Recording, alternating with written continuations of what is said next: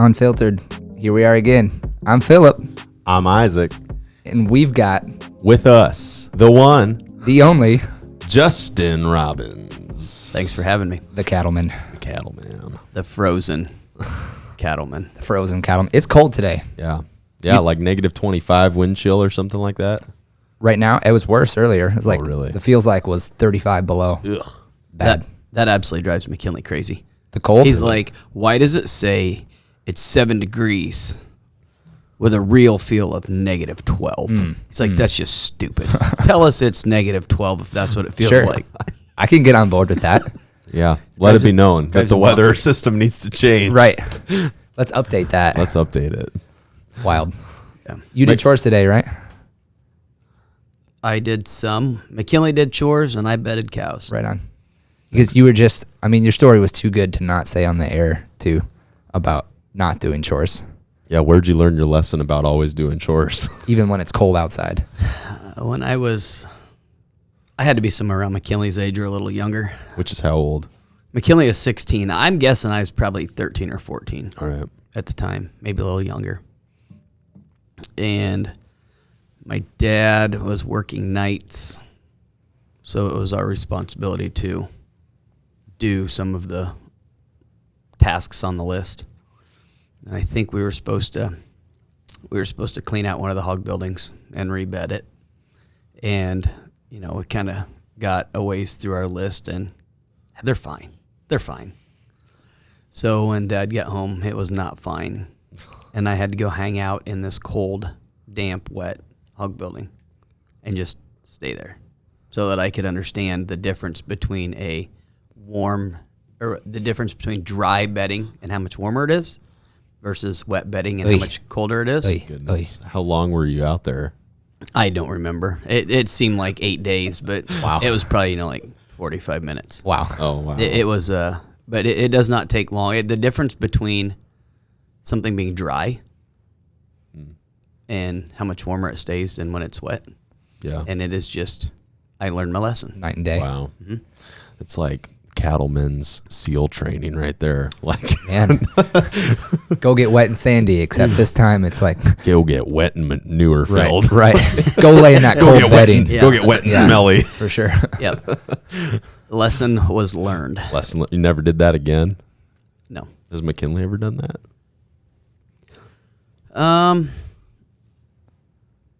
I don't believe so. But we have different equipment now. I mean, that was back when we did everything. I mean, we had a pitchfork to clean out this little building, and then you carried the small square bales of straw in, and you had to break them up. And now we have a skid loader, and you push the bedding out, and then you come back in with a tractor and a bale processor, and you blow corn stalks in, and you're bedded. Probably doesn't mind bedding the animals now. Easy. See, probably the best parenting advice I ever got. I mean, I feel like I'm barely a parent. Like my Eleanor is 10 and a half months old. I've basically been doing human life support, not really parenting up to this point, which, but You're keeping the bedding changed. keeping the bedding on close. My wife does fantastic. She's never told me to go sleep with a dirty diaper on or anything. So we've been doing good, but Bless Bridget. yeah, Bridget, bless her heart. The parenting advice is you fight the little battles so you don't ever have to fight the big ones, such as we don't eat with your elbows on the table, like straighten up. But then, I mean, if you fight those little battles, you're never fighting the battle like, hey, did you go to school today or did you skip again? Or it's like, hey, we can't have you drinking alcohol and coming home at an ungodly hour of the morning.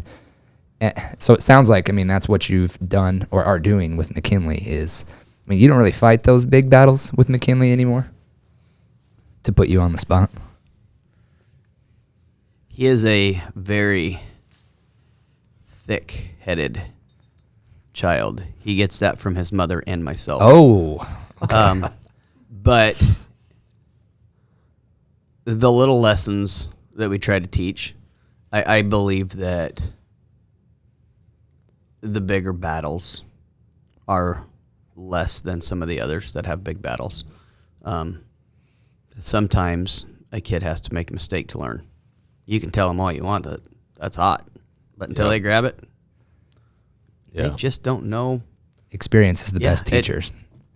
Definitely. Yeah, best education I got was after college. Was after college. Oh, sure. Yeah. Yeah. Beyond your schooling. Beyond my Beyond your schooling. classroom days. Yeah. Yep. Classroom doesn't let you experience things like real world does. The classroom of life. Right. Do you have what was your story? The betting story? Oh, it's not me. I mean, stolen from my dad, but really similar. He grew up in North Dakota on a farm, and they had all kinds of animals. I mean, I think they definitely did hogs and cattle and, maybe sheep or something at one point. I don't really know. Wasn't there for it. But he's told a story about back in the days when they did betting with, a pitchfork and going out. And I think it was maybe hogs for him too, but it had been the middle of winter, and up in North Dakota, it gets pretty cold and snowy. So it was a similar thing, long day of chores. He was one more thing that didn't really need to be done, and so didn't do it. Well, when Dad got home and saw it, he marched Dad through the snow right out to the enclosure, took a look at the animals, which were like shivering and visibly cold. I mean, they were like hurting because it was cold and they were wet and gross. And he says he remembers looking at the animals and like feeling terrible for the suffering that they were in. And his dad said, every single one of these animals could have died because of your decision to not do what you were supposed to do. Wow. And he said, I mean, I'm hearing about it, 40 years later. So it obviously left a mark on him. It's huge. Like right now, we can only get like our fat cattle, the ones that we're fattening out to put in the freezer. You can only get them to eat so much in a day. They only eat so many pounds. And the caloric intake that you're trying to get them up to, you need them to eat so many calories. And they can't even eat that many calories right now. They are just eating to make it to tomorrow. Just to survive. And so the bedding is important. Sure. And so that's while McKinley was feeding cows and some of the feeder cattle, I was out bedding cattle. Yeah. And it's just keeping them dry. Yeah. You just have to keep them dry and they'll be fine. They can handle the cold. It's just they don't need to be damp and laying on cold ground. There again, it's fighting the little battle of going out and changing the bedding every day instead of dealing with a cow that's got pneumonia or some like problem on its belly or They will literally just start going backwards, losing weight. really. Yeah. Fighting the little battles is important. While you were talking about that, and I mean, you talked about like the example of changing bedding specifically in an agricultural scenario. You've kind of highlighted that today the way a kid growing up on a farm would learn discipline is not the same as it would have been when my dad or like when you were growing up and doing it. And yet you've got a son who is on his way to state wrestling here in the next week or two. He was there last year, and I think he plays second, right, as a freshman in his weight class. So I would say in at least some aspects, a very disciplined young man McKinley is. And I guess I'd ask you the question, how do you think you teach, or how does a child learn discipline, not like a punishment kind, but a doing the right things because we have to do it? How does that value get instilled in a young man today when we have so much modern comfort and ease in technology? How have you approached that with McKinley? They need pushed. Kids need pushed. There's a balance with McKinley. I mean, he still gets to play video games, but we have rules. And Like what? Like the first thing is, how's your schoolwork? Sure. McKinley's always been a very high grade child. I was not a very high grade child. I was, what's it take to get by? There we go. I'm good. And McKinley is frustrated if he is not the highest grade. I mean, he was excited because he came home the other day and they'd just taken a test and he was the only one that got a perfect score in the whole grade level. And I was like, yeah, that was not me. But you have to give them the tools. Sure. If you expect your child to be the best that they can be, they have to have all the tools. And I'm not here to be his friend. Yeah. I'm here to be your friend or your friend or your friend, but I am not here to be his friend. I'm here to be his father. Yeah. He doesn't have to like everything I do. He doesn't have to like me. Point. I do hope that he loves me, but he does not have to like me. Because those two are very different. Very. They're not Very much liking so. someone and loving someone is, liking I attribute to like the emotional, like I feel something for you, you know. Love, I mean, there is a feeling of love, but it's much more of love is what you do for a person who you hold in that highest stature of relationship. And with that, there are life lessons that are learned daily. Sometimes more than one lesson learned in a day. Yeah. With McKinley learning responsibility of his own stuff. I mean, he's been pushed. Yeah. But McKinley has been writing his goals down since he was 10. Is that something he did of his own volition, or did you teach him that? Actually, that is something that Seabolt Wrestling Academy taught him. Gotcha. I mean, that was one of the first things where I really gained high respect for TJ Seabolt was, I mean, I already respected the man. I think that he runs a very tight ship, very good program. And we'd been going there, I don't even know if it had been a couple months. And TJ walked in and said, "Everybody over here." And he tossed down a stack of paper and a handful of ink pens and said, "Everybody write some goals down. I don't remember how many goals he said. I think there's 3 or 4. So then when you're done, you can get a piece of tape. We're going to stick them on the wall." And that's what he did. Was it that simple? It was that simple. No huge explanation, no big speech about why it's important. It's just get your goals written down. Sure. Do it. And then he'll take time to talk to kids about things. Yeah. And if the goals were not enough, he would bump it up. he would ask them why. Sure. Why is it? That's not a goal. That should be like a daily thing. This is a goal. Yeah. Like get a goal, a real goal. Sure. So McKinley's he's a goal kid. I mean, there's 3 goals. I think there's 3 written on the mirror. Yeah. Stuck on the bathroom mirror. There's some on his door to his bedroom. I mean, it's Once he hits a goal, does he immediately have another one to take the place? How does that work for him? just every now and then he'll review his goals Sure. because you're not going to reach all your goals. Right. I mean, some goals are pretty high. yeah. Some goals you just may not reach them. And so they need reevaluated. Yeah. What's the next best thing? I love that. You know, I think that's a really applicable thing anybody could do. I mean, almost want to hit like pause in the conversation and just say, like, for anybody listening, Right. Even for me, I mean, For sure. like, leave here, and if you don't have some goals, write them down. Right. Make them good. Have them reviewed by somebody that is further ahead of you in the way you want to go. And I think that's a great thing anybody could It's do. like, because why is it important to transfer it from your mind to paper? Like, what happens when you do that? I mean, I think when you write something down, it becomes real to you. Because I mean, I could think about something all day. I can even talk about it all day. But like, when it's sitting in front of me, looking back at me, it's like, okay, this is something that could really happen. And I think it keeps focus because thoughts. I mean, I don't know about you guys, but I've got 100 thoughts that come and go. I mean, I gotta be intentional about thinking. I mean, otherwise I'm just gonna think about different things. And so if I've got something written down, I'm gonna come back to it over and over and over again. I've shared with you before, like I've got this little notebook, and if I read anything, if I hear something, if I'm like studying the Word and like I get revelation on something, like I'm writing it down in here because this is where. I mean, I call it the little book of little wise sayings and quotes and things that I've got. Just call it the book of wisdom for myself. But little wise tidbits I've picked up along the way, and I write them down because, like, I think if you don't write it down, it's really easy to forget. Really easy to get off track or lost.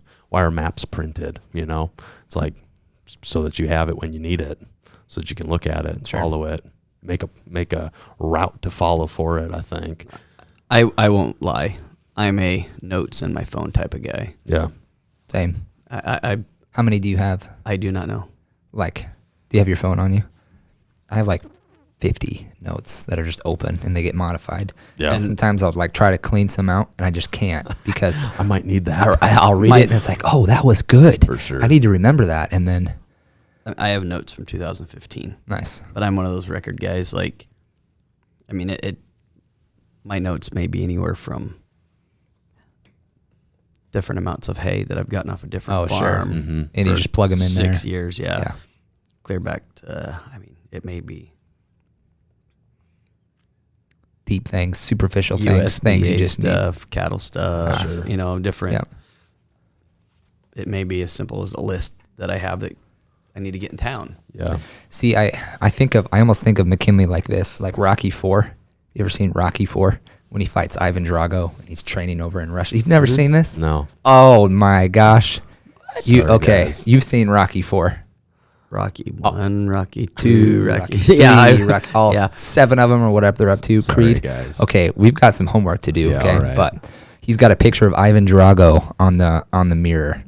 That's just this guy staring back at him. And then at some point in his training when he feels like, okay, I'm here, I'm ready, he crimples the picture and he throws it away. And it's sometime before the fight, like, he's mine. And but almost it's like in this movie, it's like the training became more than beating Ivan. It became all of a sudden like, this is about what's happening in me, and I no longer need Ivan pushing me because I'm self-motivated. I don't know. That's just coming to me now. I don't know if Rocky IV actually. So that is, it's funny you say that because I forgot all about that. So McKinley has a training dummy in the basement. He has his own little wrestling room at home. And so he has this takedown dummy, and he named it the kid's name. Sure. And he would go really just whoop on that thing for a while. Right. And just go wide open. Just get used to it. And then I asked him if he was going to work on this kid's name. He was not from around here. He's not a teammate. He was a rival kid. And then all of a sudden it was, I need a new name for it. Like, why is that? He's like, it's actually called an Adam dummy is what it's called. And he's like, I'm just going to call it Adam again. It's like, what? Why? Because I'm over that kid. I love it. He can't beat me. He's gone. He's in the rear view. That's great. And it's like, all right. Cool. When you stop competing with the world and you start competing with yourself, like your own desire for excellence is enough. He has a very high bar of excellence. Reminds me of a Tom Brady quote. Tom Brady was asked about, what it is on the outside that motivates him. We were talking about this in the last podcast. He said, I don't need external motivations. I don't need external motivations. The ones inside me are enough to push him to excellence. So McKinley's there, huh? Internal motivation is driving him to his goals. He has, his personal expectations are higher than most. Sure. He expects more out of himself than the 99% are even pushed to be. It's always talked about. You want to be a 1%er. Yeah. Leads him to achieve, leads him to drive. Yeah. But then what are the pitfalls of that, if you've seen any? And if not in him, just in general, like, because I'm sure we could sit around here and think up the pitfalls. It's harder to accept something. So he may still win. So that's the goal, is to win in competition. And if he doesn't quite win as largely as he felt he should have, you can see it in his eyes that it wasn't enough. It's like he won, but he didn't beat his expectation. Yes. Gotcha. Wow. And as a dad, I still fall into that as well. It's like, dang, I really thought he would have majored that kid. But yet, what I have to remember is he's still a 16-year-old boy. Yeah. What's going through his head? What pressures and weights does he have of life? I was never there. My thing was, I want to go bale hay. I want to go sell hay on Saturday so I have money. I want to. That's what I was into. And McKinley is a very motivated, driven individual that he wants this, he wants this, he wants this, and he's going to keep going for it. Sure. And he was really excited. We had districts yesterday, and we got a handful of guys through. It was great. That's awesome. And he was excited. But I think he's starting to see that it just takes that one person to get the next one interested and excited for it. And then all of a sudden, now there's 3 of us, then there's 4 of them, then there's 5 of them. So doing the little things, do the little things right, and the big things will fall into place. Sure. Are there any pitfalls as like a parent of a high achieving student or child that you can say you've like noted and have avoided, or you've fallen into and now learned a way to avoid them? I still, even today on the way to town, I was frustrated with McKinley because I do hold him to a very high standard. He's my right-hand man. He's my guy. And so after church, we went home. We had a window that we had to get everything done, and let's get back to town. I gave him how I wanted things done. And to him, I was micromanaging. I did not give him all the information. McKinley's an information type of person. And I did not give him that information. And now sitting here thinking about it, I should have given that information, and he would have done it. Sure. But I told him how I wanted things done, and then he just kind of went and did it his way. So then he was cutting it close to get back to town for practice. Gotcha. And his head was a little off. His dog got hit today on the road, so his head's a little sideways. Yeah. But unfortunately, with life, there is death, and that just, unfortunately, it happens. But especially on a farm. Yeah, I mean, it happens. So you have to get up, brush yourself off, move on, let's go. But so that is one thing that I do need to continue to work on is remember he is a 16-year-old boy. He and I are wired differently. And he's wired a lot like his mom when it comes to that side.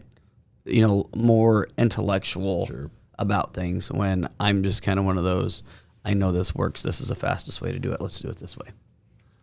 So that's something that I have to, I do need to understand, is that just because he does something one way doesn't mean I would do it his way. See, I think this is why I like sports really have a special place in my heart, is because of what they teach you about life.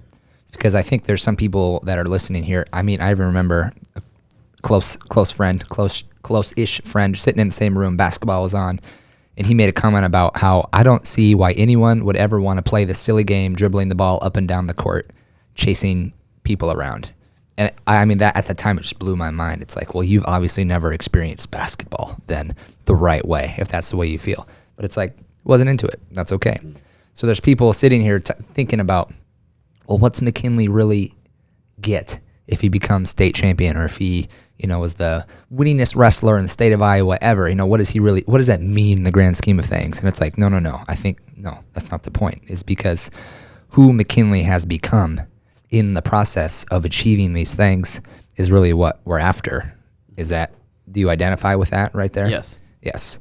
And I mean, I don't know, sports, dance, I mean, there's another one of them, like the dancers, the rhythm room, they go and compete and they win things and they achieve things and work really hard. And they also lose things. Correct. In sports especially, right? What other, I mean, I know there's more music, but competitions. There's speech competitions. Yeah. There's FFA. I all mean, this there's stuff. Countless opportunities. There's a foot race that can happen on the street. There's a swimming pool right over here that I've seen kids in swim team that I don't see do anything else, but when they're in that pool, they still want to be the best. Yeah. And without having something that pushes you to be the best, what every child needs to learn that there is a winner and a loser. There's no participation trophy that's ever going to get you a raise at work. Because in the game of life, yes, that's exactly it, right? That's called the participation is cost of living. If you only get the cost of living, did you do your part? Did you do your part? Or did you just survive your part? If you don't do a better job tomorrow than you did today, what's the point? Got to get that 1% better, right? Constant improvement. I mean, we talk a lot about that on this, and Yeah. I mean, that's kind of the basis is how do we improve on a regular basis to Right. win, you know, Right. tips and tactics to Right. help you win in life. And get the most out of life. Yeah. Especially because this idea of coasting and just, I don't know, it's not appealing to me. Maybe it's appealing to someone, but then I would turn around and ask the question, like, what are you really passionate about in life? Yeah. Then? Are you passionate about coasting? Are you passionate about comfort? Like, I mean, we're in a privileged time in America where you can be comfortable Very and comfortable. survive, but there are periods in life where comfort was not an option. Right. And you fought for your meal, and Yeah. you fought for survival, and you fought to keep your kids safe and your wife safe and all that sort of stuff. You know? So comfort to me just seems like, I'm not even sure what the right word is, I mean, it's a privilege. It's a result, you know? But then to just get the result without having gone through the process. It should be earned instead of Yeah. Comfort should be earned. yeah. Yeah. If I want a nicer bed to be more comfortable, I have to have the money to buy the nicer bed. Sure. Well, I think it kind of comes back to the conversation about like what is a right and what is not a right. Because I think there are people that would say, in America at least, comfort, whether they want to use that wording for it or not, is a right. You know, me having everything I need to live a easy life, it's just a right. That's every person has that right. Some would say, I wouldn't say that, but I mean, I think that's kind of the breakdown. You know, we've talked before about like cultural's effect on, you know, morals and what does society say is right versus, you know, what is really right, and is character based on what everyone else says or is it not? And I think this falls within that scope too of, yeah, I mean, comfort. It's just another one of these conversations about is it something that is inherent? Is it a right? Is it you live in America so you have a you know, stake to claim when it comes to comfort, or is it something to be fought for, earned? It's something to be earned. I would agree with Yeah. you. If I don't want to sleep on the street, I need a job. We've all been kicked in the gut. We've all had something that has stubbed our toe, but we have to get up and earn. And there are people that can ask for help. There are places that you can ask for help, Yeah. but don't ask someone to always do it for you. Yeah. There's a difference between needing help and asking for it and depending on help constantly. And I think that's kind of the difference. If I'm in a constant state of needing it all the time, I mean, I'm probably not living to the highest that I'm capable of. Because I believe every person's capable of living to a higher level day by day. You know, that 1% thing, I think everybody can improve from one day to the next, like you were talking about earlier. Yeah. Well, I think in 2020, you've really capitalized as well. I mean, we talk about your business and what you've done with cattle, and now would be time to throw that logo up, and then we can just let you talk a little bit, I suppose, about like what. I mean, you have a side business now, because the butcher box is Side hustle. it's your side hustle. I'm the local meat dealer. Do you have a side hustle, or you're No. not yet? No, I don't have a About every other day we talk, you have about 10 new ideas of side hustles. No, it's nah. I just get ideas. I don't know. You're a great idea guy. I'm just going to throw that out here for 1 appreciate second. that. But Let's so- talk about this guy's Yeah, 'cause idea. do you- What is your main though? Like what is your main thing, and then talk about the side hustle. My main thing, we farm. Farm. That's what we do. Crop. We have row crops, hay, cattle, Yeah. sometimes chickens, sometimes pigs, sometimes. It's more like a funny farm. Yeah. You might drive by and Lacey's walking pigs through the yard because McKinley he hasn't, the last year he didn't have 4-H pigs, but he has 4-H pigs, and Lacey's like, I find them therapeutical. Oh, my goodness. Yeah, I don't find pigs therapeutical. I find them tasty. So Sounds like something Taylor would say, too. yeah, and we had horses for a while. We found someone that would be a blessing and wanted them worse than we did. But cattle is my passion. I love farming, but cattle is my passion. So we raise seed stock. So we work with a ranch out in Oregon, and we'll send a good jag of bulls and some heifers out to them. We keep our top end heifers for ourselves to turn into cows. And then we feed. I can't even give you a number on what we're going to feed in the future because it just keeps growing each year, the amount that we'll feed. And whatever we feed, we try to send them through our meat business. Yeah. So that way we can sell butcher boxes or meat bundles, or we sell individual cuts also right off the farm. We'll sell quarter beef, half beef, whole beef. The pandemic helped us, but yet it was created because of fear, and that's what burns my gut is, yes, there were issues, but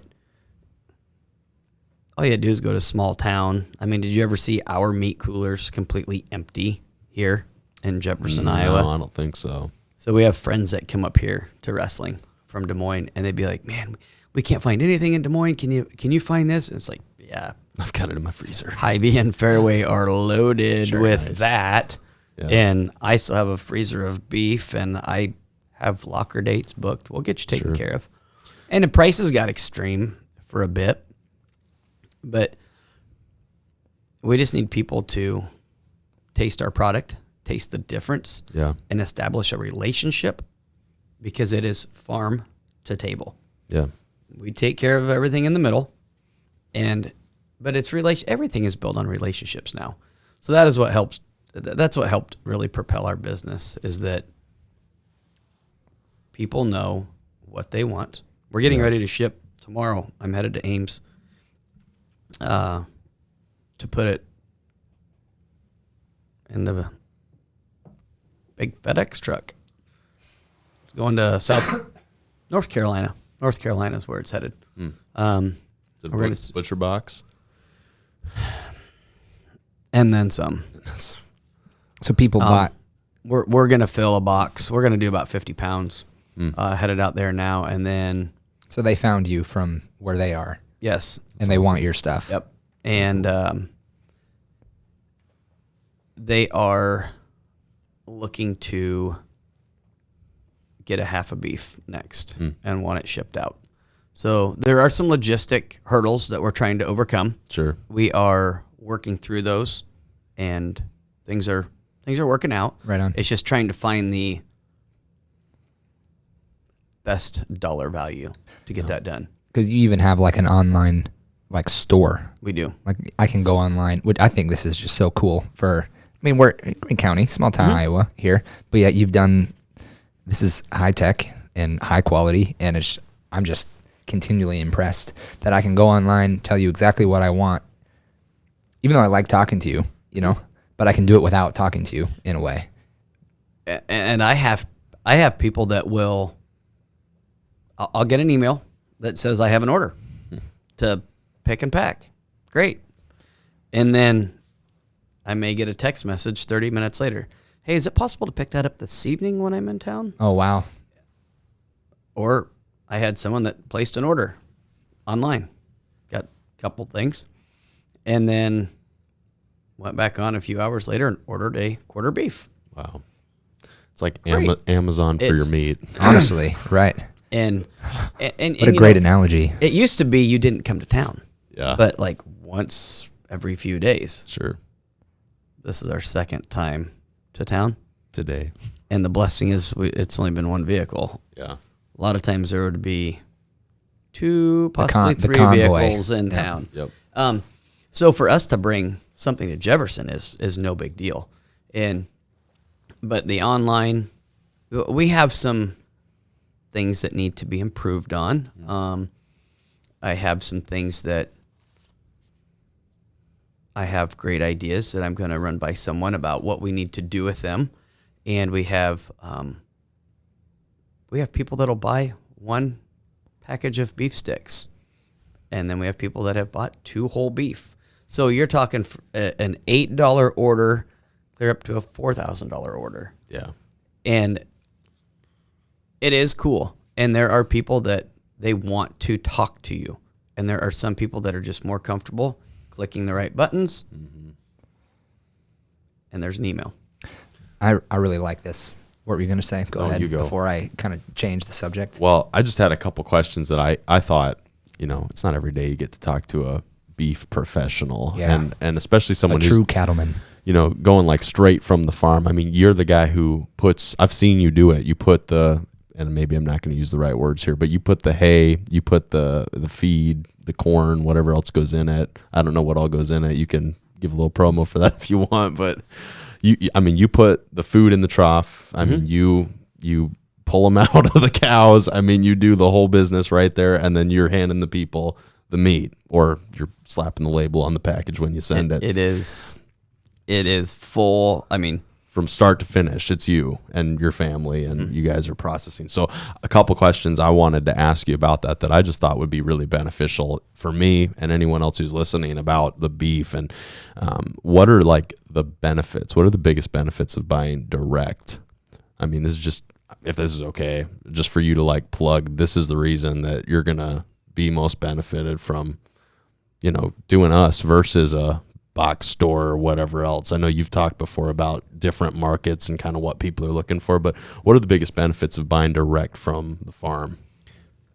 We spend money on genetics. It's not just a old brown cow out in the pasture that we went and bought a cheap bull and we got an old one-eyed cow that's limping around the pasture having a calf, right? Okay. We have spent the time and the money and the energy to have top tier genetics so that we're getting the cattle that they are growing the way we need them to grow. They are marbling the way we need them to marble. We don't need to implant them, or implanting is giving added hormones. I'm not saying that is wrong. Mm-hmm. It's just something I prefer not to do. I prefer not to, so therefore I need to make up that growth difference. I need my cattle to perform, so we use genetics to do that. Feed quality. Feed quality is huge. And so we'll start feeding our calves while they're on pasture. We'll offer them a creep feed, and it starts to produce some intramuscular fat. And so it's the little things, as we were talking earlier. It's the little things that equal the big things. So that's what it is. It is start to finish. Fly control. Fly control is huge. You want less flies. So, and I don't like putting the fly tags in their ears. I just don't like doing it. It's a chemical that I don't like to use. I don't think it's harmful. It's just something I don't want to use. But good old cedar tree patches, the sap from cedar trees, flies do not like it. And the cows will go in there and scratch. Now, I don't want a bunch of cedar trees in my pasture. I just need a few here and there. Sure. I have a long way to go before I only have a few here and there. And we do use some products to keep flies down. But it's genetics, it's daily care, it's everything. Yeah. And it's all the little things, and that's what we have to do. We have to do the little things so that we can have the end product. A high quality end product. A high quality end product. Sure. And with that being said, is if you ever get a steak that you think is tough or there's something wrong with it, shoot me a picture, toss it to the dog, and I'll get you a new one. I mean, it's just that personal care. Yeah.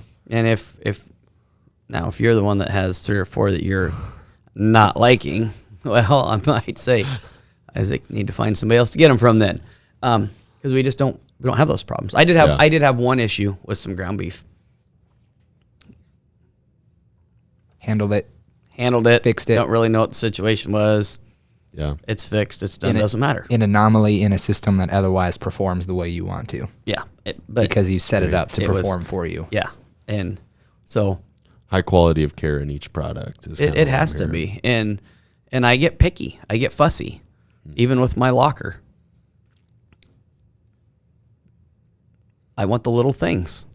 You know, whenever we package the steaks, I want them vacuum sealed. I want them frozen flat. I want them beautiful to look at. Right on. And so it's those little things that need to be done right. Like anything, if you care for it. Which, if we could probably interject on a health topic right here too, which is why I am so lovingly passionate about what you put in your own body. Because here we're talking about what cattle eat and when they eat and how they eat it at this point in their growth development to get that little bit of fat in the muscle, which helps better taste, right? Yep. Better texture and all that. And the fat is a health benefit. Okay. For it has cattle. the omegas that we need. Yes. In us. Yes. We need red meat for iron. Yes. And we need it in our guts to keep things working. Yes. So red meat is traditionally given a bad rap about raising cholesterol and all of that, but I'll go on the record and say that organic or grass-fed red meat, okay, now we can get into that topic later, okay, but that healthy red meat full of omega-3s can be anti-inflammatory versus the store-bought, low-quality, who knows where it came from meat is inflammatory and full of omega-6s, which is not what you want for your body. So classically fish oil is one of like the Fab 5 supplements that I talk about in the office, and fish oil is full of omega-3s.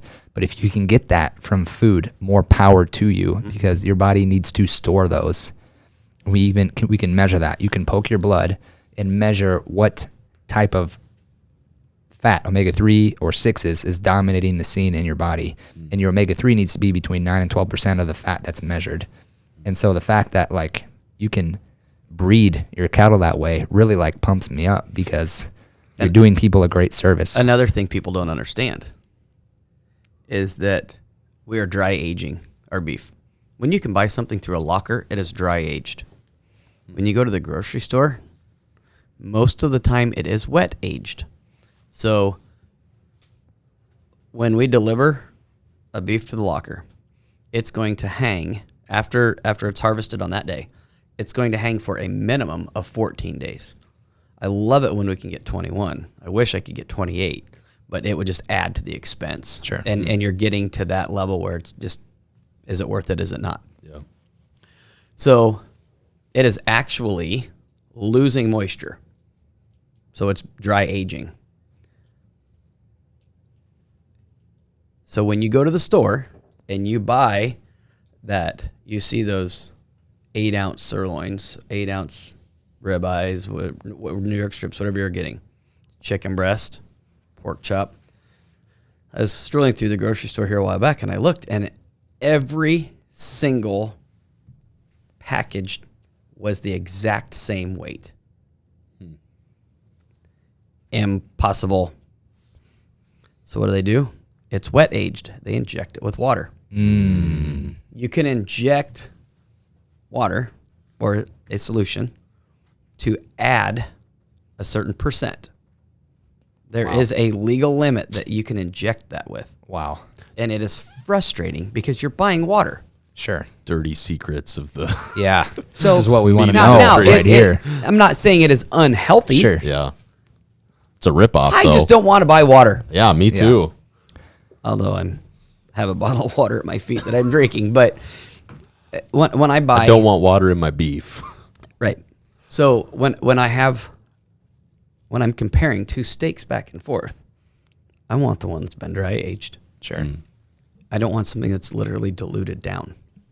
Well, when you cook that and it's been wet aged, won't that all evaporate out and shrivel up on your grill? And I feel like I've noticed this, especially with beef. You know, when it generally shrinks anyway. You know, and so you make them bigger and you kind of plump them up, and then you put the thumbprint in it, right? And then it all grills to perfection, right? But then there's others where it's like, how did that get so small? It's because it had to have been full of water, right? Some of that could be with the filler. So like our burger is just, we're going to be sitting around 90% lean burger. Okay. It is just 90% red meat. And then that last 10% is just going to be the fat that was ground into it. Sure. But it is all from that animal. Sure. We're not using another filler to bring in. We're keeping a leaner product. And that is something people don't understand until they taste the difference. Yeah. Like, why do I have to pay $1 a pound more for your burger than what I can get at the store? You don't have to. It's your right to choose.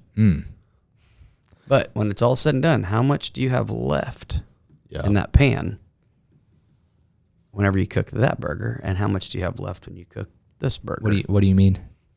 You're cooking volume out of it. You're cooking that. I mean, as fat heats up, it's going to melt, and that's going to be gone. So whenever you drain your meat. When I cook yours, there'll be more left in the pan, is what you're saying? Mm-hmm. Okay. And that's just a sign of a higher quality cut, higher quality source. And no water. And no water. Fat, no water. What's that filler made out of? Like when they... From the store?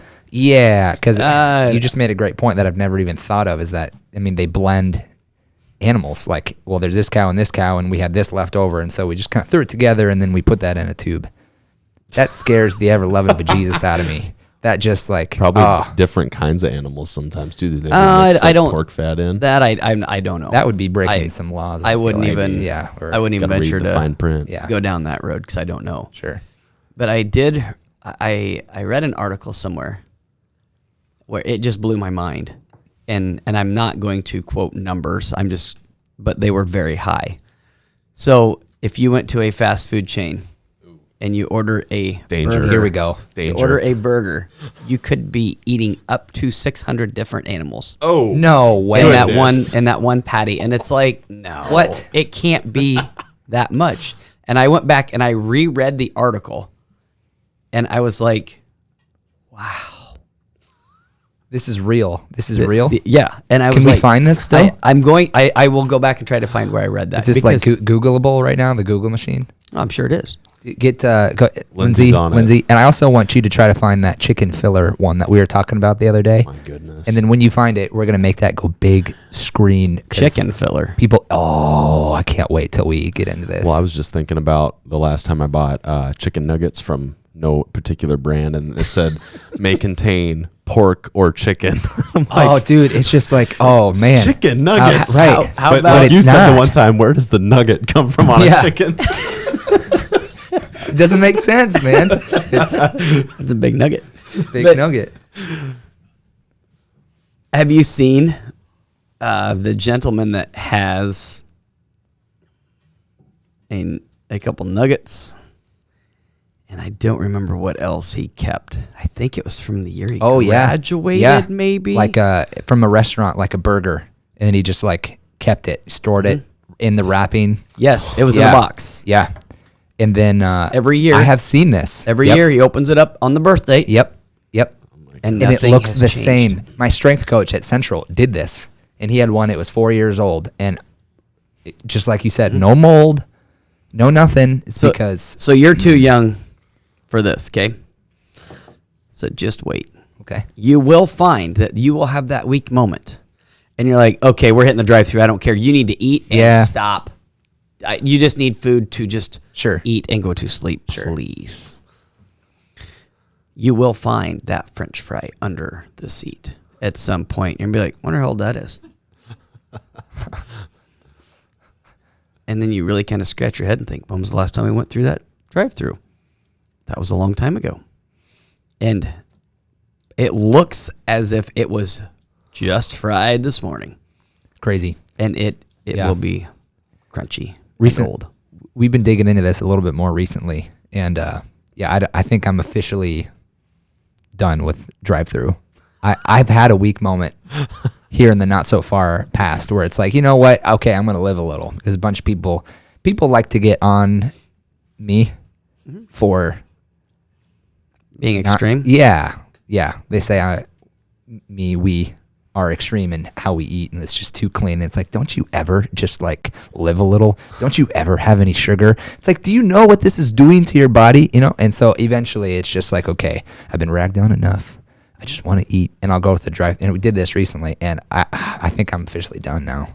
I have to find the right one, because if it's the wrong one, my guts hurt. And Lacey will be like, told you we shouldn't have done that. After you've eaten clean and you've had good quality Robbins, Landon cattle, beef, and you go back to the fake stuff, it's like your body hurts, man. Your body hurts. I have certain drive-thrus that I will go to, and they still use fresh meat. They patty them, they throw them. Can you tell us? Do you want to Bebops. Really? I do not mind Bebops. I wouldn't have guessed that. Yep, I do like Bebops. Go Bebops. Proud of you guys. But the other fast foods, just the general run, people eat. They just tear up my guts. Yeah. I just feel like I'm heavy and blah. Yeah. I feel like I've wasted half my day. You know, you're driving down the road and your stomach's like, and it's just not good. No. Yeah. Did we find anything being elusive? Do you have any thoughts on this topic right now? We eat a little differently. We do eat differently. Which is fine. It's okay. I'm going to Google while you guys are chatting. Okay, you should do that. I think I might be able to find it. People, what do you say it again? Which source do you want? It's something reputable, but we can let people make their own decisions. We just have to report things, you know? So if you find something or anything that comes up, we're just here to pass it along. We're just here to vessel the information, because people do this 10-day detox at my office, which I really love the process, right? We've talked about this a little bit. And then at the end of 10 days, it's not uncommon for people to have lost 5 to 10 pounds, 7 pounds. I hear a lot. It's like, and it's your body like releasing toxins that are stored in fat cells that your body was otherwise not able to get rid of.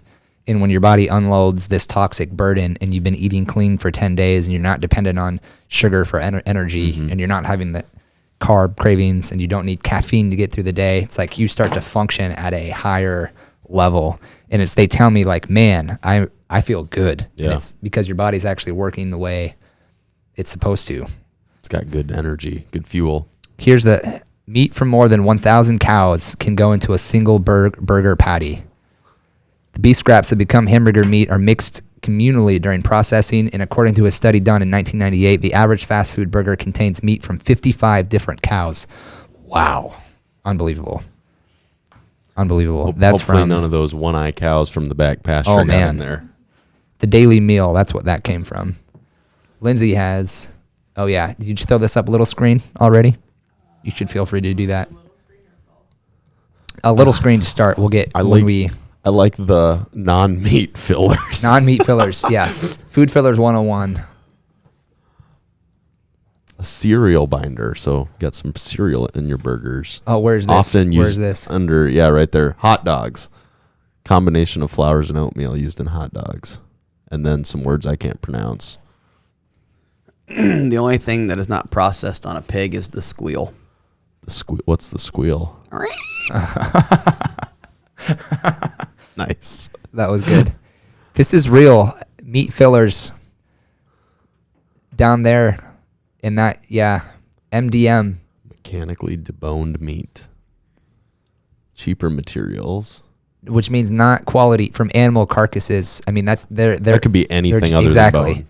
They're just shredding fat gizzards, you know. Oh, man.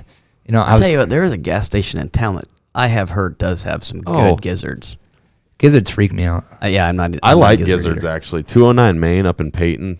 Best chicken gizzards I've ever had. The boys used to raise chickens, and when we got them processed or butchered, we had people that said, I want all the gizzards, and they paid very well for them. Wow. Because when the place we went, they would take the gizzard, they'd cut it open, they'd clean the grit out, and then they rubbed the open gizzard over a little bed of rollers, and it pulled the inside skin off of it. So they were ready. Like they were ready to batter and fry, and I've just never been a gizzard guy. Crazy. This last part on here, this article is like, can throw it up full tripping screen me out. now, Extenders. used to make the meat go further, because that's what we want, right? Right. Oh, man. Extenders usually consist of cereal mixture combined with meat, fat, blood, and internal organs. Hot dogs and breakfast sausage and some products like Spam are extenders. That's gross. And obviously, Sorry. if this is not good for you. I don't want to eat a stomach. Correct. I'm sorry. No. But There are things don't. in that should not be eaten. I do have Thank you. customers that want. It's called tripe. It Oh, is I've the heard. stomach. okay. Well, if I'm eating a burger patty, I don't want tripe don't- in it. Yep. I just want the good stuff. Yeah. I just want Give me the know, 90%. Yeah, absolutely. Wow. So But it's real. Hot dogs are top 5 things I will never eat again. Mm. Is hot dogs are on the list from just like a package at the store. I won't do that. what else is on the list? Boxed macaroni and cheese. Oh, come no. on. Come on. Dude, read that ingredient list. No. It's- I don't know There's, what it exactly. There comes a point exactly. where you just No. don't. No. And I am convicted to the point where I just cannot do that to my body anymore. Is it the macaroni or the cheese powder that you pour It's on the it? cheese powder Yeah. part. Oh. And and the macaroni, because it's bleached wheat flour is what it is. It's just a big sugar gluteny bomb in your gut that it does not need. But you know how connected here you go. Got me on my soapbox. I'm gonna try to just relax a little bit. Okay, hold on. Here. What about macaroni and cheese out of the box with chunked up Dude, hot dogs?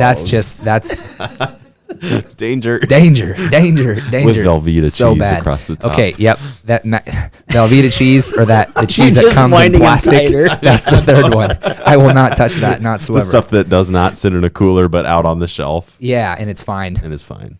Don't. When you can eat it Don't do that. 90 years from now, Yeah. That's Then you're eating and preservative it with a looks little bit better of than you cheese. do as a human Yeah. after 90 years. And There's no mold. Yeah, just I look dead, but the cheese is fine. And it was made in 1972. preservatives. That's not cheese. No, and those things stick in your body too because they're meant to bind to things and stay on it because it's meant to not separate. Because if it separates, then the product gets ruined.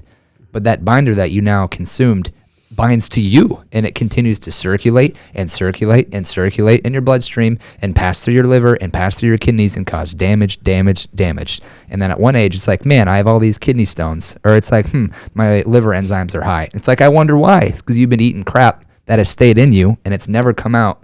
Here we go. You guys have done it. I need to sit back. So, moral of the story is eat more beef from Robbins Land and Cattle LLC.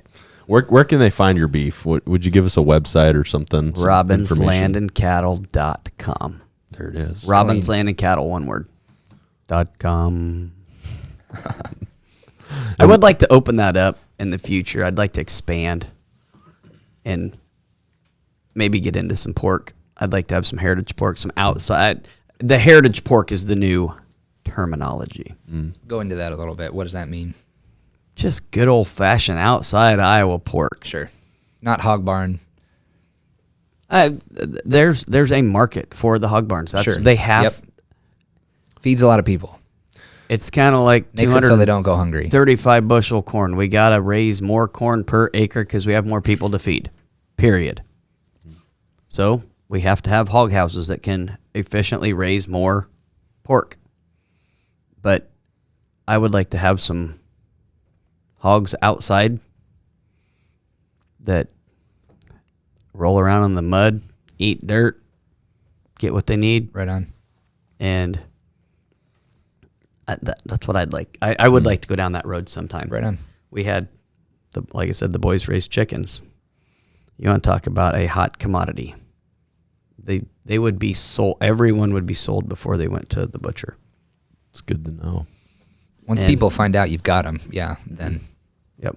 we need, and I love that you're doing this, and I wish there were, I mean, not that you had competitors, but I wish there were 4 more of you, Competition's good business. Amen. Competition's good business. I like that mentality a Yep. lot. Yep. Has to be. Because you're just competing with yourself, right? You're getting more excellent. I have other friends in the industry that push me, Yeah. that make me want to do better and be better. We're not the highest priced kid on the block, But I have a goal. My goal is to not sell a feeder calf, which is like a 500 to 800 pound calf, at the sale barn. I want to be able to feed them all and sell them as a fat animal off the farm, or sell them as breeding stock so someone else can make their programs better. There are a lot of great programs out there, but we're just at the right size that we can do things. We're still doing everything ourselves. So, I mean, I'm the feed guy. I'm the manure hauler. I'm the marketer, the box packer. Mm-hmm. Do you have you don't have to get too specific with this, but do you just have like financial tactics with, because ideally you have some extra money, or your side hustle is bringing in money. You have your main hustle. Your wife works as well, right? So how do you handle, what are some money tips just in how you handle your finances? Because we have a good friend who he has a slogan. Can't wait for him to come on.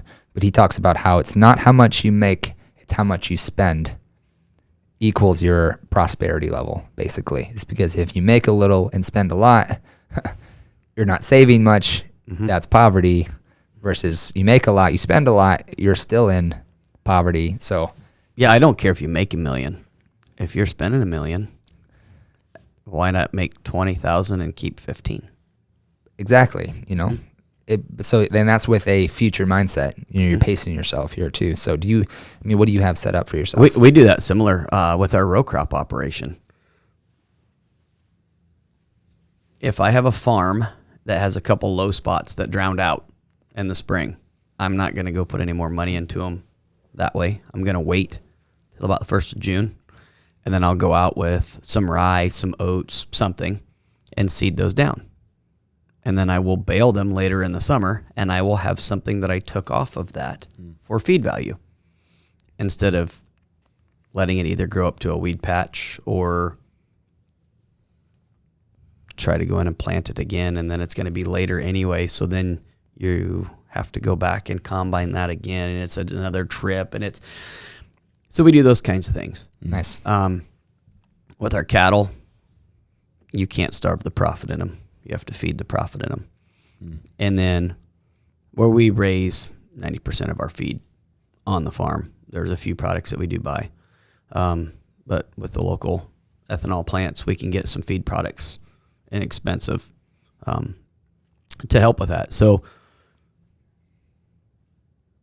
we do have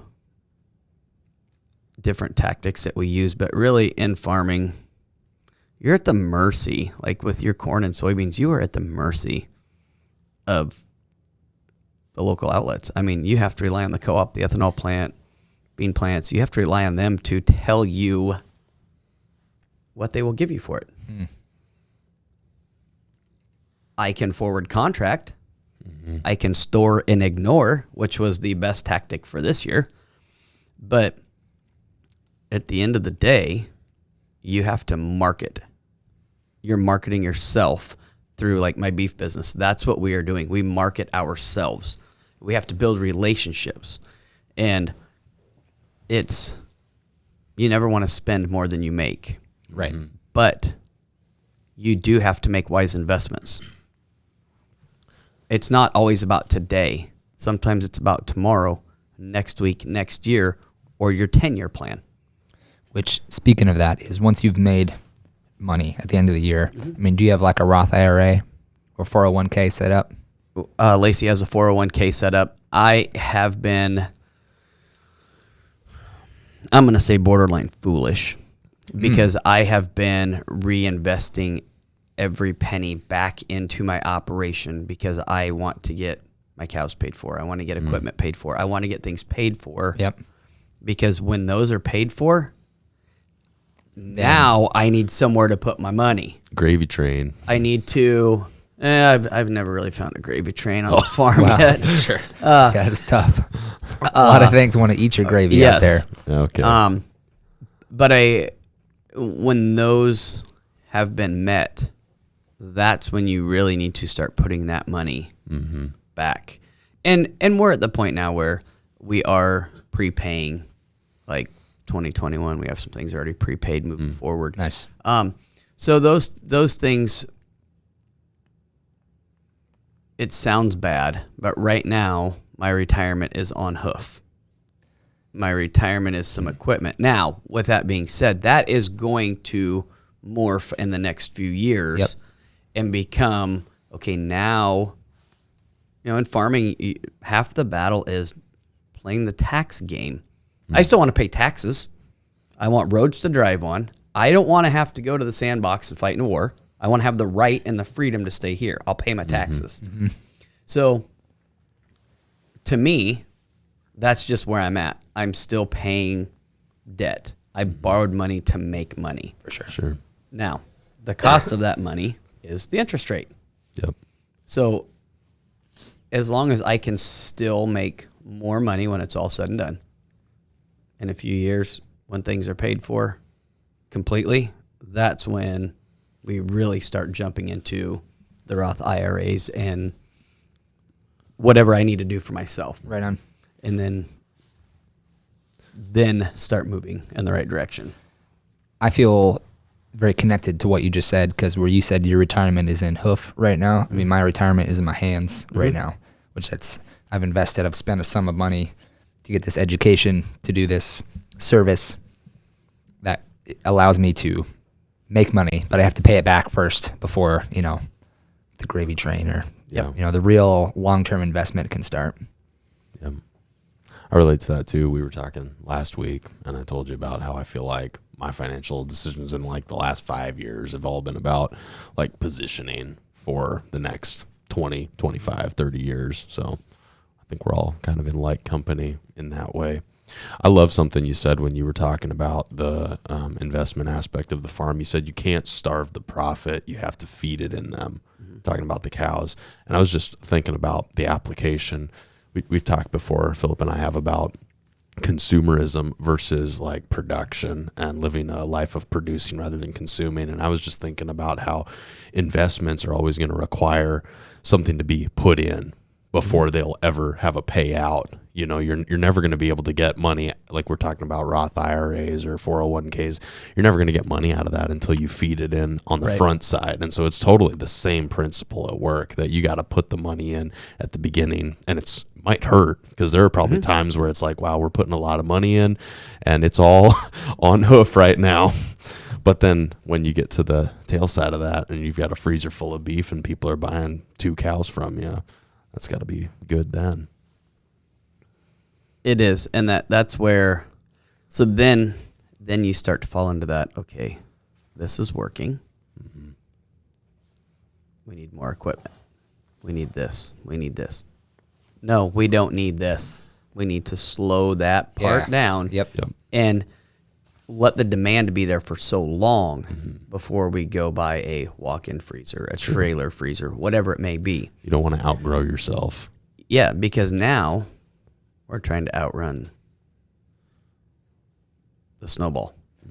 And I don't want to do that. Sure. I'm at the point in life where I'm going to take this to the level that it's going to grow.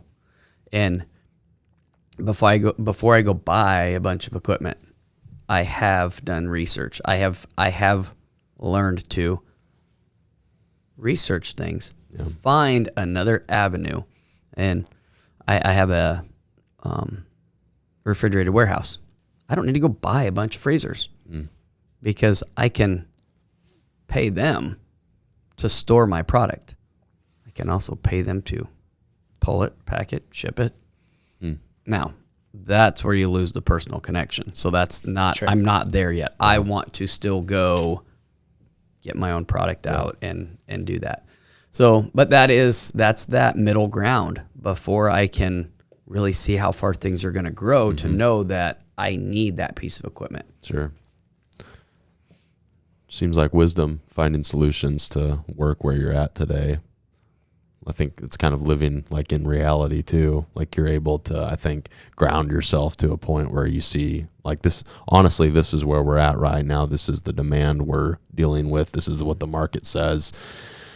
And I think it's being real enough to look at what you've got, what you would need to make it work, and then bridging that gap without overshooting it to what maybe would be, the picture perfect or the big, whatever farm I don't know who in the cattle industry would be like someone you would look at and say, oh, well, they're doing it this way, so maybe that would be, like an end goal, being able to look and say, well, that would be great in, if we had this big of a market or we were doing this many cows, but this is where we're at today, and so we need to match where we are at with what measures we apply and investment we put in. I think that's just wisdom. I'm not sure how to follow that up because it does sound like wisdom when you say it that way. I just call it an education.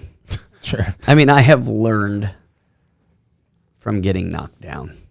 I mean, I have made some stupid decisions. Yeah. Stupid. Very expensive. Did you know it at the time? No, because I was too arrogant to understand. So the understanding was possible, but it wasn't until later that like the revelation of the... There were times that I was making too much money to be smart. I was making enough money to be stupid, and I squandered it, and I wasted it because I was making so much money. I was turning big dollars, but I was spending bigger. Sure. It's not how much you make, it's how much you spend. Yep. There it is. Yep. What advice would you give to, I'm just thinking about, we live in a Greene County. I think there's a lot of jobs where guys or girls, they can come out of school and with or without a college education, get into a field where, you can make some pretty good money in agriculture. You can make some pretty good money. I heard a statistic about like physical labor jobs. Welders, plumbers, some of those trade laborers that like they're making pretty good money, or at least there's the potential to. And I don't know the statistics on that. Maybe we could just use the TV again and Lindsay could pull up like average numbers. But, I think there's the potential for somebody to go out and pretty quick out of school be making some good money, which I think is similar to what there you are did. opportunities. Now that we have the academy, or Yeah. what are they? Is it the Academy Center or whatever it is they have out here? We need people to work with their hands. Yeah. That's what we need. We need people to learn Sure. trades. And I think the economy shows that there's a demand for it, and so those who have the skills they're gonna get paid because there aren't a lot of people that can do it. So there's a estimate. What does that say? Trade school graduate will make about $42,000 a year, but no college debt on top of that. Right, and then how that grows. You get raises over years, and then... And you're looking at over 30 years, there's only $90,000 difference.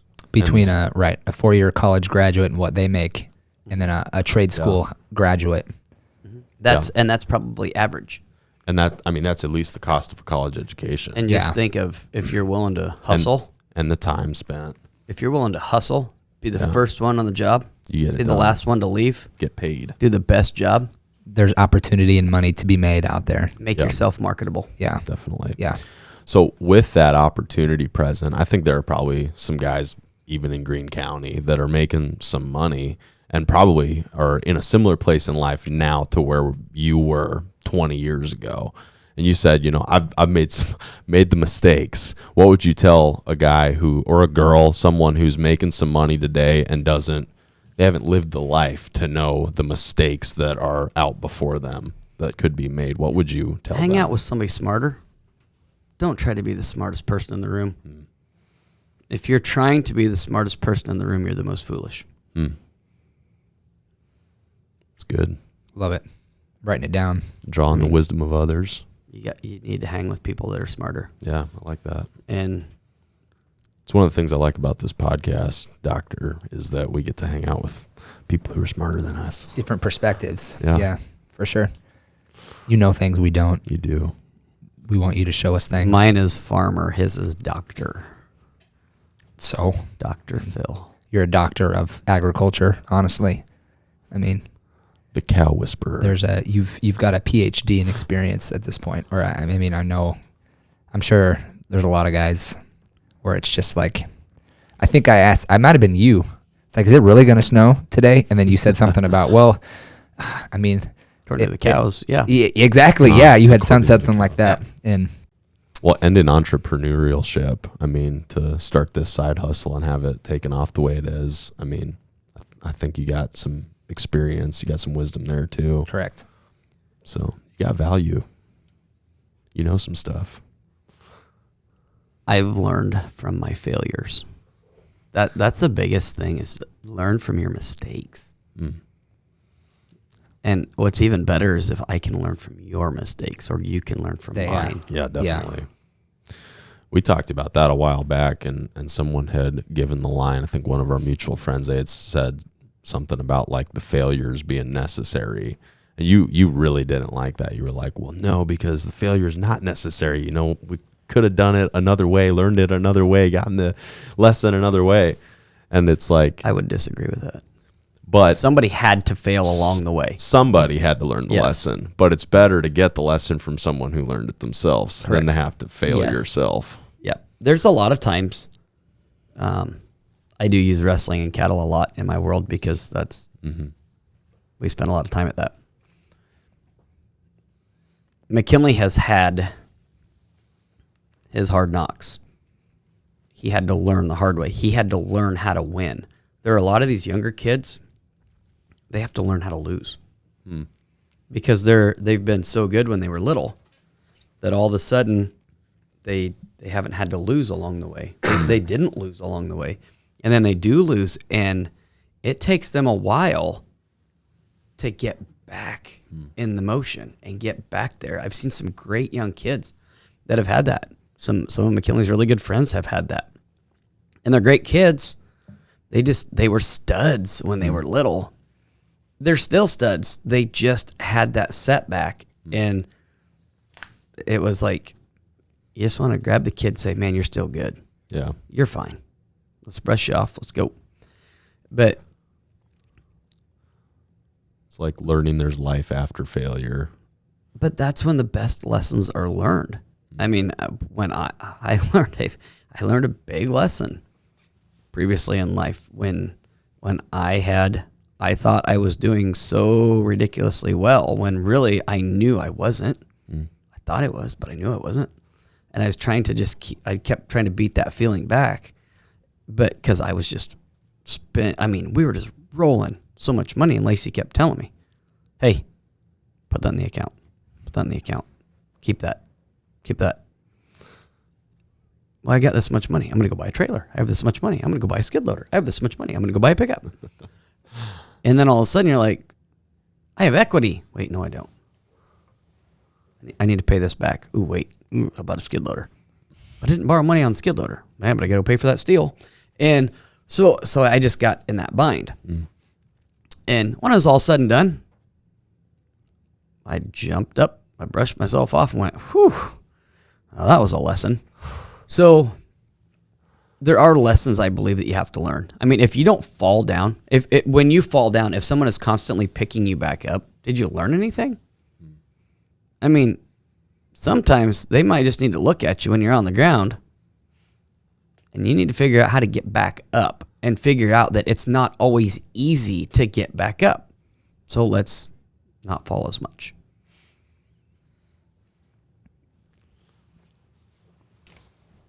Sometimes you can't get picked up every time. You have to get up on your own. I do agree, and I do that with my 10.5-month-old daughter. She fell down and she starts crying, but it's like we talk a lot about not reacting right away. It's because when I freak out, it's like, oh, wow, that looked bad. Or I heard that one, hurt the head off the floor. You know, every parent has that image in their head about when it happens, and it does, but it's like sometimes we really downplay it, and we just like kind of talk sweetly, and she comes right out of it instead of going, oh my gosh, are you okay? And you pick her up and you hug her, and it's like there's this hesitation before she starts to cry, and it's almost like she's deciding what she thinks she needs to do. Correct. Yep. And I can really steer that if I freak out. God built the human body in a very cool way. Indeed. That head stays soft for a while for a reason. Right, yeah, to handle that. And then whenever we get in our 20s, it's so hard we don't know what to do with it. Right. So, yeah. See, I don't like saying that, if you disagree, that's fair, either of you, okay? Because I realize I'm taking the the statement is not appreciated really necessarily, is that I don't think we have to fail in order to learn. I think failure is one type of experience, but like you have no idea how to be humble until you succeed, you know? And so there's things you need to learn through success as well as things you need to learn through failure, you know? And there are things you can only learn through being successful or through failure. So it's all important. I don't know. Something just happens inside me when it's like, man, I guess I just had to fail in order to learn my lesson. And now I learned my lesson and now I do things and I'm more successful now. Well, did you really have to fail, or was there a way to? I now that you say it that way, Sure. I can respect that totally, because through success is a lesson also. Correct. Yeah. So I get that totally. And so through experience, all lessons come. Through experience. Correct. A lesson can be learned. Correct. Whether it's yours or someone else's that you're latching onto. Right. Because there are things that you cannot afford to fail in. And one I would say is like marriage is, I just had to get divorced once in order to really figure out how it was done. It's like, no, how destructive that can be. I mean, you have kids and we don't need to go down this trap here, but it's like, man, I really just need to like lose a leg before I learned how to use my other one. Like, no, because now you don't get the benefit of having two legs anymore. Now you don't get the benefit of having unity with a partner anymore. And it's that type of thing where when you disgrace the thing that you failed in by saying, I had to lose it. It's like making it more acceptable to fail. It's like almost an out, like, oh, it's okay. Yeah, I definitely was not trying to go down that road. That's why when you said that, it was like, well, yeah, it would be. I feel you, and I'm cool not to trying learn. to correct you at all. But I do, the experience is where the lesson is learned. Good, bad, okay, Yeah. whatever it may be. Yeah. So yeah, I can. You can get on board with that. I can get on board with that totally. Right on. Yeah. Yeah. And sometimes failures just destroy things. I mean, there is a learning in that, I suppose, but if you can avoid something getting broken, something getting destroyed, it's much better to learn it a different way. Yep. Much better to learn it from someone else, learn it through word, however you learn it. Yep. Some failures are some failures are harder on people than others is, I guess, what I would think about it. Like there are some failures that it's like, I think about Edison and inventing the light bulb, right? What did he say? Like, we failed. We learned how to fail 1,000 times, or it was something like that. And it's like, okay, well, yes, but the cost of the failure was not as great as like what you were describing. I mean, there are other kinds of failures that are very permanent, very lasting, very damaging. And those are battles you really should find another way to learn the lesson rather than failing. Right. And I mean, if you have failed and you learned a lesson, well, I'm glad something good came out of it. But Right. yeah, preaching like we should just fail more so that we can learn Right. stuff. Right. No. But I find it also fascinating that you say that you should find someone smarter than you to kind of like help walk you through certain experiences. And it's like, that's a coach. That's a life coach. But it's like a coach is perfectly acceptable in sports or in any type of competition. But then it's like for the person, the man, the woman going through life, it's like to have a coach is not necessarily like accepted. It's like, oh, you have a life coach? Like, But what are you doing that for?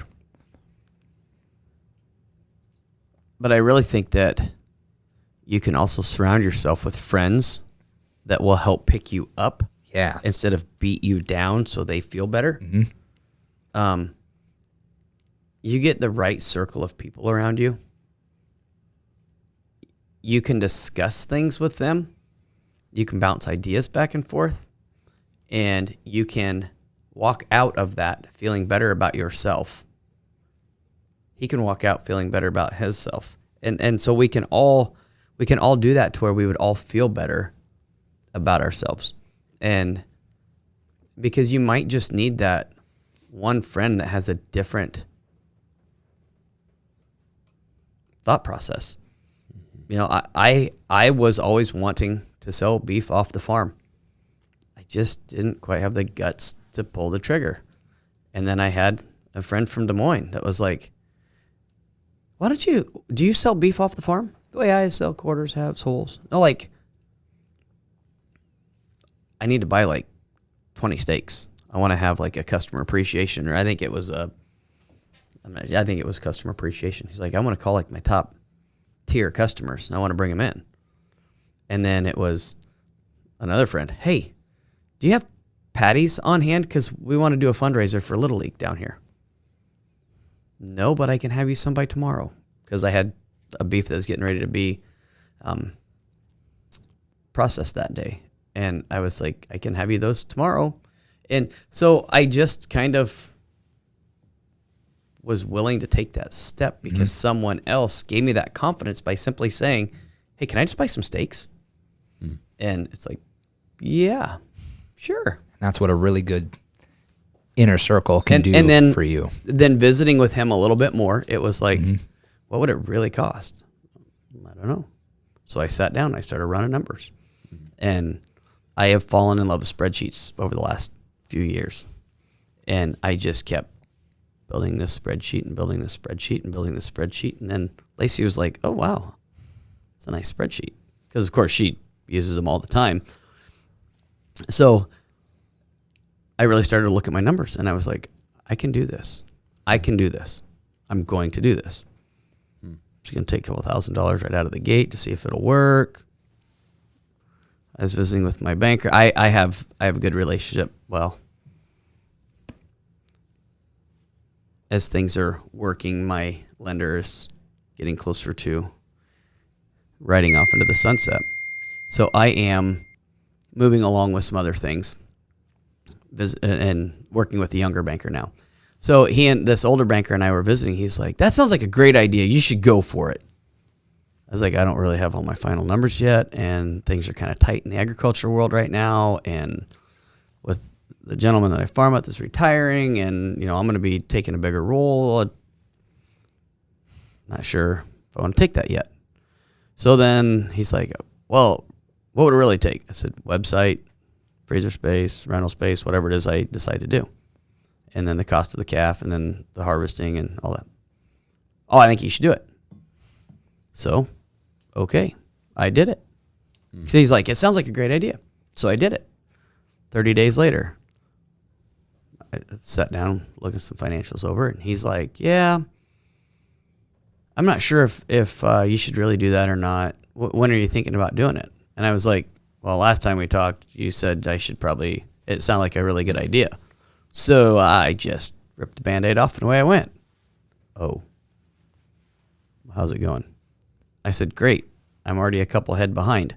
Oh, sounds good. Oh, so it was like wild. It was just wild. But I do still visit with him frequently, just bouncing ideas because he's been around agriculture lending for a long time, and it's been great. Where do you go to find those relationships, those quality relationships that add value? I mean, if you were to take the quality relationships in your life and try to, give a couple of things to how you've developed those, is there anything you could say along that line? Not really. I really don't. I mean, it's just something that you either know or you don't. Your grandfather is one of those that he's just rock solid. Mm-hmm. I did nothing special to earn that. I just walked through the doors. The loan officer that I was talking about, I did nothing special for that. I just decided I kind of like him. I want to try him.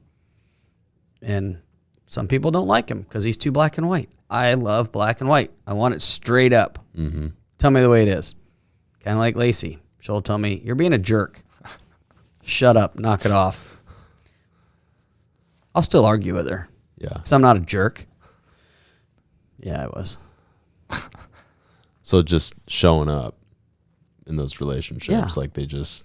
Yeah, they're there. They just show up when you least expect it. So I don't know how you'd ever really go out and search one out. I mean, I wasn't searching for a podcast whenever... Hey, Philip I need to go be on a podcast. Yeah. I need someone to bring me on as a... Yeah, me either. It was just kind like... of came organically. Yeah, that's the best. Yeah. I mean, it's just, I don't know. That's how. Isn't it some of it too, though? Just like, I mean, I don't know if this is the right word, but like having the guts to just put yourself out there and like open yourself up to it. Yep. Because I mean, I'm even thinking about the first time you and I met. I mean, it was at like a wrestling meet. It was over a year ago now. We were there kind of to watch McKinley, I'm pretty sure. I think we both were, Yeah.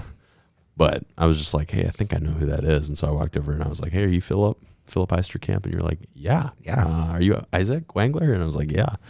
And that was like pretty much it. We talked for like 5 minutes, and then it was like, saw you somewhere else, church maybe shortly thereafter. Right. But it was just like, I don't know, thinking about that, just putting yourself out there. Like, I remember about a little over a year ago when I came in and was like, hey, Justin, can I come ride in the combine with you for an hour?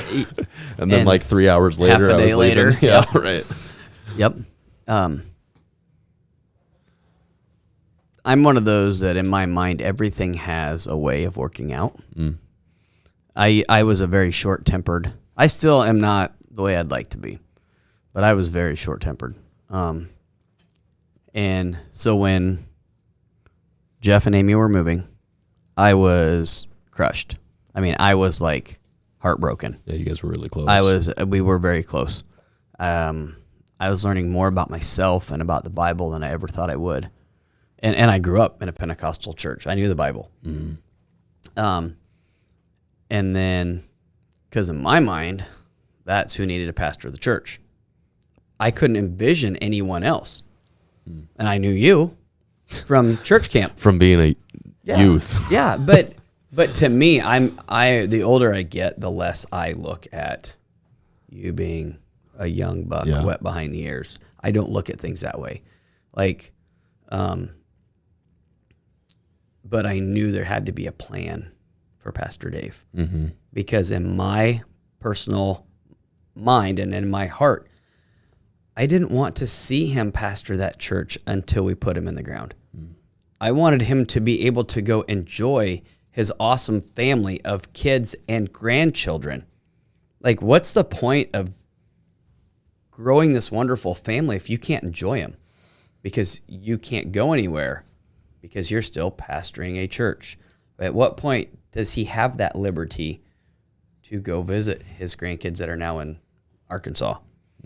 Or Trainer, yeah. You know, or Winterset. Right. I mean, you're one of those great grandkids. And they're spreading out now, you know. Right. Everybody's growing up and moving around. So then... Which he's loving it, by the way, from what I hear. And he should. He should love that. And how much more pride can you have? I mean, he should be very proud to know that his grandson just came to fill in for a Sunday, and all of a sudden it was like, ding, there he is. So to me, it was like, I had some friends ask, is it not weird? You got this young guy coming in, and he's supposed to have all the experience and be able to lead this church. And I said, what do you want him to do? I said, do you want a 50-year-old to come? We didn't get Jeff.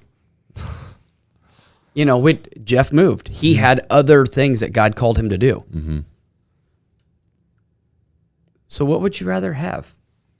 Because if I need that much marriage counseling, probably need to find someone that has that solid knowledge because I'm already a mess, right? Why not have that guy that can come in and have several years? I'm excited because I'm looking at McKinley going, this dude's got a lot of years in him. McKinley's going to be able to bring his kids back. I hope he does. And this is like, it just gets bigger every day. And it's like, to think that, was it 4 or 5 years ago, you're up there, kids camp, just rocking that guitar. And I was like, I like that dude. No idea that he was going to be the pastor of our church. Yeah, me either. And no idea. But boy, how things can change in a short order. Yeah. Wasn't man's plan, but it was God's plan. Right. Yeah. That's cool. Well, in our last 5 to 7 minutes here, while we've got you, It's only a couple other things that I really want to pull out of this conversation. Do you have anything written down that's like burning a hole in your... I think I've pretty much covered the stuff I had written down. Right on. A couple things I would ask you is, one thing, long or brief, is one thing you know about health that you wish everyone else also knew. One thing about health. Yeah. Eat more beef. Eat more beef. I am a moderation type of guy. Yes. I think moderation is huge because I was very not in moderation for a while. Like, I love sugar. I love the bad sugar.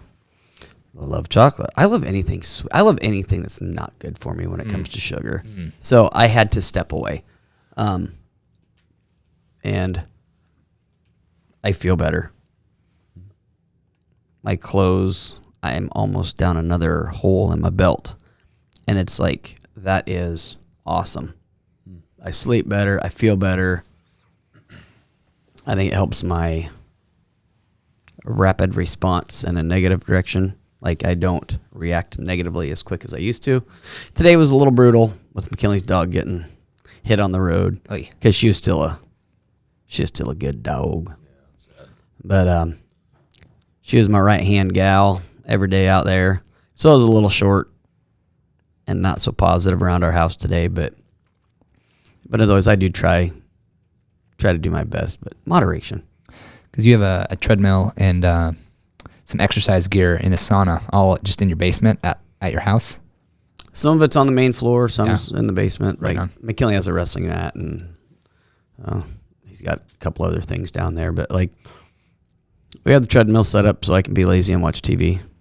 But you try to move every day or 5 to 6 days. 6. Nice. Yeah. I'll give myself that one day to where I may take my limits off to where I can. Like last night, we went out to eat down in Des Moines. Went to a restaurant that we like down there. I did not get Old Faithful. I went with something else. It was good, but I'll go back to Old Faithful. And I'm a try anything type of guy. But this restaurant I really like, and I like the Old Faithful there. But so we went. I ate more than I should have. I got myself a fluffy coffee. Got myself a turtle mocha, and I like it a lot. Fluffy It coffee. was a moderation day. Yep. This was now it wasn't completely wide open. Sure. You had some rains. But I got done eating, and of course I cleaned my plate, and then I was like, oh, I overdid it. I want to go to bed. Yeah, I did. And we were in Des Moines, and it was like, okay, we need to get home. I want to go to bed, but I need to stay moving. I need at least a half hour a day of doing something. So I may hit the treadmill, the row machine, might grab the dumbbells, might sit in the sauna, but I'm going to do something at least a half hour of the day. And it may, like, there were a couple times this week that my half hour of that day was just sauna. But I was frozen to the bone from being outside. And I'm a cold weather type of guy. I am fine. I do not mind cold weather. I do not mind snow. It knocked me back a couple notches this week, and I found myself in the sauna just trying to warm up. And then all of a sudden you got a good sweat going. It's like, this is going to be my 30 minutes for the day. Right on. That'll do her. Yep. Was the one book or movie that influenced you heavily? Chop wood, carry water. I was hoping you'd say that. Yep. I love that. It's a short read. I love that book. I actually started to use some of those teaching techniques with McKinley. Yeah. Because he's at that level now where he needs to understand where he was and where he is. So instead of picking out go pick 3 or 4 things you need to work on. No, I want 15 things that you did right for the week. I want 15 things, and I want 1 that you need to work on. That's where you need to be. You need to focus on the positives and grow that list. grow your positives. Don't shorten your negatives, grow your positives. Because if you grow your positives, your negatives will get shorter on their own. Is that something out of that book, or is that? Yeah. Okay. Yep. And I remember that. Yeah. And the teacher, the sensei in this book here, he said, you might not get to 15 your first day or two because you're not seeing yourself in that light. And it was really all about seeing yourself in a different way and not seeing yourself as this failure who can't do this and can't do that and needs work here. It's about, okay, what did you do right? And it could be as simple as got up when my alarm went off and I didn't hit snooze. Yep. Versus like I crushed the 3-pointer and I won the big game. Like, because you're not going to do that every day, right? But it's about framing your identity into someone positive, your relationship with yourself. Yep. Deep. Yeah, that was and Matt Campbell, coach of Iowa State football, used that book with his team in the fall of 2017. So he picks a book each like season to have his guys read through. And 2017, that was the book, which, I mean, this was 2020, and they had an amazing season. So it would have been the freshmen in 2017 would be the seniors now. So, I mean, I was just wondering, I wonder if that book like instilled this pattern of excellence and success into them. Because the whole chop wood, carry water is about doing the little things every day that make you successful in the long run. And excellent read. So ISU, Matt Campbell doing some good things there. Coolest thing you've ever done?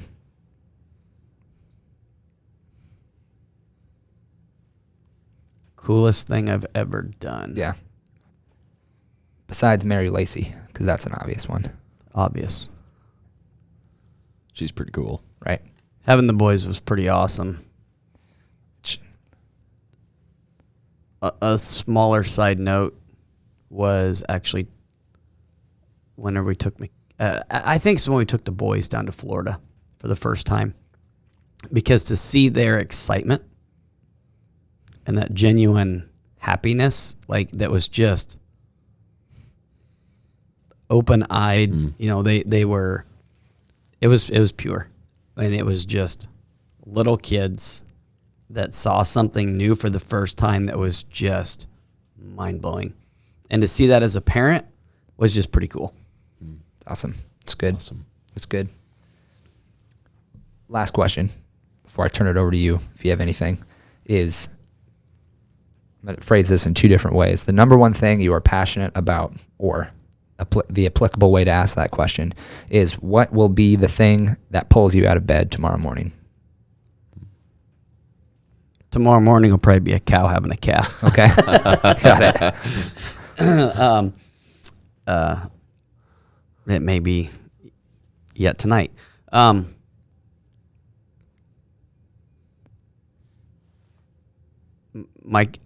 very passionate about my cows. That's my thing. For sure. Right. I mean, besides your relationship with God, besides your family, but like right on. Okay. And the cows, is this a means to an end? Is this like how you're making your career in order to, become self-sufficient and debt-free and successful and profitable and take care of your family? Like cows is the way you're doing that. Or if you had no family and it was just you in the world, would you still be doing cows? Yeah. Okay. Right on. Man. Maybe not in West Central Iowa. Sure. I could find myself way out west. Sure. I was born a cow man in cow country. Sure. But I do enjoy farming. I was born a farmer. Right. I knew from hanging on to the fender of that tractor, trying to stay awake, going across the field on an open station tractor with my dad. I knew that was my thing. And livestock, I've always had a drive. I've always had knowledge of livestock. So it's just me. People are like, you don't call the vet for that? No, why? Why? What? Why? I call the vet for all that stuff. Okay. I guess I'm just cool in my skin. I don't know. Sure. I just was comfortable. Yeah. I really like that you called yourself a cow man there, not a cowboy, cow man. I'm going to remember that. I'm a cow man. Next time I put my cowman hat There on. you go. Make sure I know.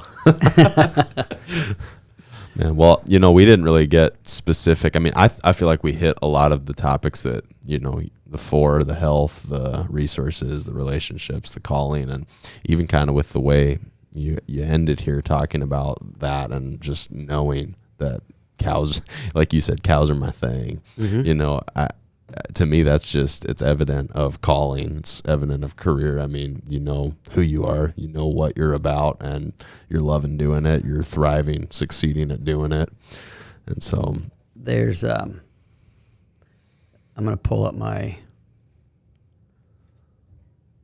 cameras in my barn. Cameras. Yeah. Sneak peek. Exclusive look right. at the cameras in Robbins land. So there's different things that you can learn from behavior. So need to do another podcast just like watching the cameras and like just live commentary. Yeah. I don't know if I have any cows in the barn. Man, it moves. So there are some cows in the barn. And there are little things that you can watch. This is we have new cameras that we're going to be going for. Like there's how this cow has her back into us. Yeah. And if we watch long enough, we'll learn different demeanors. Like these girls laying down right here, they're not going to do anything. But if she started swishing her tail around quite a bit, you would be able to tell that she's getting a little closer. There's little learning things, just like with kids, just like with spouses. Subtle signs. It is. It's subtle signs. So you can see how this one's kind of off by herself. Mm-hmm. If we watch her long enough, she may kind of move around, stomp her foot down, give me a baby moving in there. And so there's little things that you start to catch on with all that stuff. And we have we do have some other babies in the barn, except I can't get this thing to work right now. But cool. It's probably like with you working on different patients, you learn different things. Like you work on me differently than you would on him. True. And you pastoring, there are things that you can talk to me and be like, dude, knock it off. Yeah, I can talk to you in certain ways. And there's going to be somebody else who can be like, okay, we need to think this through. That's just the way people are. But might not say it quite like that. I don't see you saying it quite like that. nice, soft little. Right. Yeah. We all learn in our calling. We have to learn. We grow in our calling. Yep. When we think we know everything is when we have officially failed. Yeah. No doubt. Always learning. Always learning. I feel like I've learned a lot about cows and about life from talking to you, Justin. For sure. So thanks for the... If you really want to learn, throw the boots on, come on out. I might take you up on that. We'll get you some dirty fingernails, right and then you'll... Yeah. My patients will be looking at me like, what's wrong with you? What happened to you? That'll be good. Get the nail brush and the soap. I'm learning today. Mm-hmm. Yeah. I'm learning. That's good. Well, thanks for being here. Thanks for having me. Yeah. This conversation was completely distinct compared to the last one we had, which just shows the depth and the variability, of your character especially. Yeah. How we can just wind up with two completely different places. And an air of total transparency. We had an issue with audio on the last time the three of us got together, and we didn't know it until after we had wrapped. Yeah. And so we found it unusable. And that conversation will be buried in the archives, and it's not fun to listen to, so we'll never pull it out. So we asked Justin to come back, and yet here he is, and we had another phenomenal conversation and pulled different things out of you, And so I can't wait to do it again. This is good. This is the purpose of the podcast, is to pull inspiration and wisdom and insight out of different guests, because you have things, we will run out of things to say. But yet when we get to pour into you and pull things out of you, that's when value comes. So it's not very often I can't ramble about something. That's good. Hey, right on. Makes for a good podcast. Yes, for sure. Right on. Hit us with that outro if you would, and then we'll wrap it up. This has been Unfiltered. We have been your podcast entertainment for one day. Thanks again. See you next time. Episode 4, number 4. It's a wrap. That's right. We out. Thanks, y'all. Adios. Au revoir.